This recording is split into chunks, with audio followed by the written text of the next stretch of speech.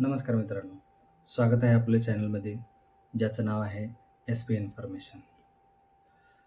जसं की तुम्ही थंबनेलवरती पाहिलंच आहात, तर आज आपण बघणार आहोत what is S I P. पूर्ण एस आय पीबद्दल इन्फॉर्मेशन बघणार आहोत. ओके, तर सुरुवात करूया आपण एस आय पीच्या डेफिनेशनपासून. Okay, S I P is a method of investing a fixed amount regularly in mutual fund. Okay, S I P म्हणजे काय, एक मेथड आहे इन्व्हेस्टिंगचा जो की फिक्स अमाऊंट म्युच्युअल फंडमध्ये इन्व्हेस्ट करतो. Okay, it always you to buy units of mutual fund scheme periodically. म्हणजे काय, हे तुम्हाला अलाउ करतं, पण जे युनिट्स असतात ना ते बाय करण्यासाठी तुम्हाला अलाउ करतं. एक्झाम्पल मंथली आणि क्वार्टरली. म्हणजे काय, त्याचे आपण मंथली पण ठेवू शकतो आणि क्वार्टरली पण ठेवू शकतो, म्हणजे 3 महिन्याला. ओके, तर आपण सेकंड पॉईंट बघूयात. सेकंड पॉईंट आहे benefits of S I P. Okay, त्याच्यामध्ये बघूयात आपण disciplined investing encourages regular saving and investment habits. Okay, म्हणजे डिसिप्लिन इन्व्हेस्टिंग हे जे त्याच्याने आपल्याला एक डिसिप्लिन मिळतं आपली जी वेल्थ आहे ते डेव्हलप करण्यासाठी over a period of long. तर त्याच्याने आपली वेल्थ पण डेव्हलप होते आणि आपला पैसा पण पाठीमागं राहतो. Okay, rupee cost averaging. Second point आहे हा, rupee cost averaging reduces the impact of market volatility by averaging the purchase cost of units over a time. Okay, म्हणजे काय, जसजसे आपण NAVs बाय करत करत जातो तसं कधी मार्केटवरती कधी खाली असं येऊन एक ॲव्हरेज NAV तयार होत जातो. जर जेवढं जास्त लाँग पिरियडसाठी आपण करेल तेवढं मार्केटची जी व्हॉलेटिलिटीची जी रिस्क आहे ती आपली कमी होऊन जाते. ओके, त्याच्यानंतरचा पॉईंट आहे पॉवर ऑफ कंपाऊंडिंग. हा सगळ्यात फेमस झालेला पॉईंट आहे. तर हा काय म्हणतो, early and consistent investing helps in wealth creation over the long term. Okay, लवकर आणि कन्सिस्टंट इन्व्हेस्टिंग केलं तर ते कशाला मदत करतं, वेल्थ क्रिएशनसाठी हेल्प करतं ओव्हर अ लाँग पिरियड. म्हणजे खूप खूप काळासाठी आपण जर केलं, समजा 10 वर्ष, 20 वर्ष, 30 वर्ष, जेवढं लवकर आपण इन्व्हेस्टिंग स्टार्ट करेल तेवढं लवकर तेवढी जास्त वेल्थ आपली तयार होईल. ओके, त्याच्यानंतरचा पॉईंट आहे अफोर्डेबल. ओके, हां, अफोर्डेबल म्हणजे काय, you can start with small amounts. Example 500 and 1000 rupees per month. आपल्याकडनं होईल तसं आपण इन्व्हेस्टिंग करू शकतो. कमीत कमी 500 किंवा 1000 रुपयापासून पण आपण स्टार्ट करू शकतो. आता तर खूप नवनवीन असे फंड चाललेले आहेत की ते 100 रुपयापासून पण अलाउ करतात. ओके, थर्ड पॉईंट आहे types of S I P. Okay, S I पीचे टाईप्स पण आहेत, ते बघूयात आपण. रेग्युलर एस आय पी म्हणजे काय, रेग्युलर एस आय पी काय म्हणते, fixed amount invested at regular intervals. Okay, तर फिक्स अमाऊंट म्हणजे आपण मंथली एकच अमाऊंट फिक्स करायची आणि ती अमाऊंट रेग्युलरली तशीच इन्व्हेस्ट होत जाणार. त्याच्यानंतरचा पॉईंट आहे top up S I P. Top up S I P म्हणजे काय, allows you to increase your S I P amount periodically. म्हणजे काय, एखादा पिरियड आपण सिलेक्ट केला, समजा वर्ष सिलेक्ट केलं, तर पहिल्या वर्षी सेम अमाऊंट आपली डिडक्ट होत राहणार. त्याच्यानंतर सेकंड इयरला आपण जेवढं पर्सेंटने आपण इन्क्रीज केलेलं असते त्याच्यानुसार ती अमाऊंट इन्क्रीज होत जाणार. जसजसे आपण इयर वाईज करू शकतो त्यानुसार करायला येतं. त्याला step up S I P म्हणतात. Okay, flexible S I P. Flexible S I P काय म्हणते, offers flexibility to change the investment amount as needed. Okay, म्हणजे तुम्हाला जसं पाहिजे तसं इन्व्हेस्ट करायला मिळतं ह्याच्यामध्ये, फ्लेक्झिबल एस आय पीमध्ये. ओके, त्याच्यानंतरचा पॉईंट आहे perpetual S I P. Continuous indefinitely until you decided to stop it. Okay, त्याच्यानंतरचा पॉईंट बघूयात, how S I P works. Okay, S I P कशी वर्क करते त्याच्यामध्ये बघूयात आपण. Choose a mutual fund scheme and register for S I P with a fixed amount and frequency. The investment is auto debited from your bank. Units are allocated based on the fund's net asset value on the investment date. Okay, म्हणजे काय, सगळ्यात पहिलं आपल्याला काय करायचं आहे, mutual फंडचं scheme आपल्याला निवडायची आहे. त्याच्यानंतर ॲटो डेबिटेड आपल्या बँकला ॲड करून टाकायचं आहे. ते अमाऊंट हे केल्यानंतर आपली अमाऊंट डिडक्ट झाल्यानंतर आपल्याला एक NAV मिळतो त्याचा. NAV म्हणजे काय, नेट ॲसेट व्हॅल्यू, जो की आपले जे इन्व्हेस्टमेंट डेट आहे त्या डेटला आपल्याला मिळतो.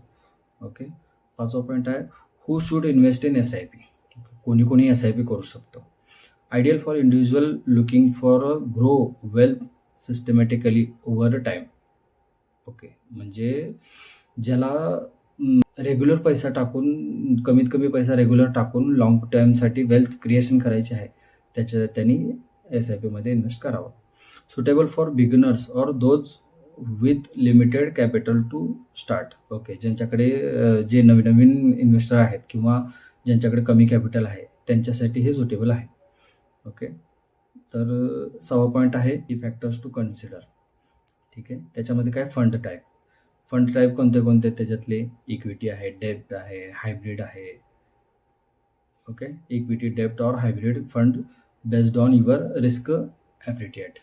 ओके, म्हणजे जशी आपण रिस्क घ्यायला तयार आहे त्याच्यानुसार आपल्याला फंड आपण निवडायचा, जेणेकरून आपण तेवढ्या रिस्कनुसार तेवढ्या टायमासाठी करू शकतो आपण. टाईम हॉरिझॉन, सेकंड पॉईंट आहे time horizon. Longer duration helps maximum returns through compounding. Okay, time horizon म्हणजे काय, जेवढं जास्त टायमासाठी आपण इन्व्हेस्ट करणार तेवढं जास्त कंपाऊंडिंगचा इफेक्ट आपल्याला मिळणार. ओके, त्याच्यानंतरचा पॉईंट आहे परफॉर्मन्स. काय म्हणतो, evaluate the historical performance and consistency for the fund. Okay, त्याच्यानंतरचा पॉईंट आहे expense ratio. Lower expense ratio may result in better returns. Okay, आपल्या ओव्हरऑल रिटर्न्समधून तो तेवढा मायनस होऊन मगच आपल्याला मिळत असतो.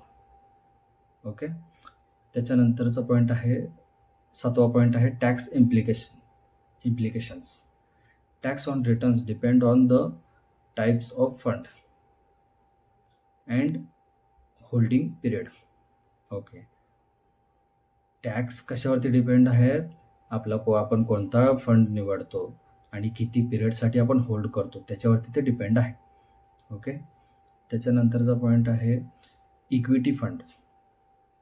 ओके, इक्विटी फंडमध्ये कसं असतं, gain tax at the short term 15% आणि लाँग टर्मसाठी 10%. हा फिक्स आहे आणि हे पण कधी लागू होणार, आपले रिटर्न्स 1,00,000च्या वरती ज्यावेळेस जातील त्यावेळेस हा लागू होणार आपल्याला. ठीक आहे, 1,00,000च्या आत असेल तर आपल्याला काही टॅक्स लागणार नाही. ओके, त्याच्यानंतरचा पॉईंट आहे exit and flexibility. SIP can be pushed or stopped anytime, but it exit loads may apply. Okay, म्हणजे SIP आपण कधी पण स्टॉप करू शकतो किंवा कधी पण पुश करून ठेवू शकतो, फक्त एवढंच की त्याला एक्झिट लोड त्याच्यावरती अप्लाय होणार. Okay, redemption is possible. Okay, redemption कधी पण करू शकतो, subject to the funds lock in period if any. Okay, जर त्या फंडला जर सब्जेक्ट म्हणजे लॉक इन पिरियड असेल तर ते विड्रॉल नाही होणार. ओके, त्याच्यानंतरचा 9वा पॉईंट आहे common methods about SIP. Okay, SIP's guarantee returns. Okay, त्याचं काय म्हणतं ते depends on market performance. SIPs are only for small investors. Large investors can benefit too. Okay, म्हणजे SIP फक्त बारक्या इन्व्हेस्टरसाठी नाही आहे, मोठ्या इन्व्हेस्टरसाठी सुद्धा आहे ते. ओके, त्याच्यानंतरचा 10वा पॉईंट आहे आणि शेवटचा पॉईंट आहे tools to enhance SIP investments. Okay, SIP enhance करण्यासाठी टूल्स कोणते आहेत. Use the SIP calculator to estimate returns. Okay, SIP कॅल्क्युलेटरमधून आपण एस्टिमेट करू शकतो. Consider aligning SIPs with specific financial goals like education, retirement or home buying. Okay, म्हणजे एक गोल based SIP केली पाहिजे. जे की आपण कशासाठी पण करू शकतो. एक्झाम्पल त्याच्यामध्ये दिलेले आहेत, की एज्युकेशनसाठी, रिटायरमेंटसाठी किंवा घर घेण्यासाठी अशा अशा काही गोष्टींसाठी आपण एस-आय-पी घेऊ शकतो. ओके. तर हे आहे एस-आय-पीची पूर्ण इन्फॉर्मेशन. कशी वाटली तुम्हाला नक्की कमेंटमध्ये सांगा. काही क्वेरीज असतील तर मला विचारा कमेंटमध्ये. आणि हो, एक स्पेसिफिक गोष्ट सांगायची आहे. हे जे काही मी नॉलेज सांगितलेलं आहे, ते सगळ्या नॉलेजच्या ज्या नोट्स आहेत, त्या सगळ्या नोट्स मी आपल्या डिस्क्रिप्शनमध्ये दिलेल्या आहेत. तर ज्यांना कोणाला ह्याच्या नोट्स हव्या असतील त्यांनी डिस्क्रिप्शनमधून कॉपी करून घेऊ शकतात. ओके. धन्यवाद. कसा वाटला व्हिडिओ नक्की कळवा. आवडला असेल तर लाईक करा. आपल्या मित्रांसोबत शेअर करा. धन्यवाद.